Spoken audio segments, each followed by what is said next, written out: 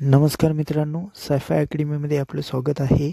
तर आज आपण केमिकल कॉन्सन्ट्रेशन रिलेटेड केमिस्ट्रीच्या दररोजच्या जीवनामध्ये ज्या वेळेला आपण प्रॅक्टिकल करतोय किंवा कॅल्क्युलेशन्स वगैरे करतोय, त्यासाठी काही ठराविक फॉर्म्युलेज आपल्याला लक्षात ठेवावे लागतात. तर ते फॉर्म्युले आज आपण बघणार आहोत. मोलॅलिटी असेल, मोलॅरिटी असेल किंवा नॉर्मॅलिटी असेल, त्याचबरोबर मोल फ्रॅक्शन असेल किंवा फॉर्मॅलिटी असेल किंवा पार्ट्स पर मिलियन.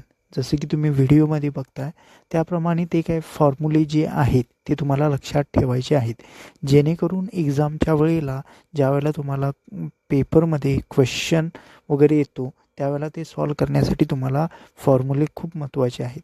त्याचबरोबर तुम्ही ज्यावेळेला प्रॅक्टिकल करताय तर ते प्रॅक्टिकलसाठी सुद्धा ते फॉर्म्युले खूप उपयोगाचे आहेत. आणि ते फॉर्म्युले तुम्हाला लाँग टर्म ज्यावेळेला तुम्ही केमिस्ट्रीमध्ये करिअर करणार त्यावेळेला ती तुम्हाला खूप गरजेचे पडणार आहेत. Okay, thank you.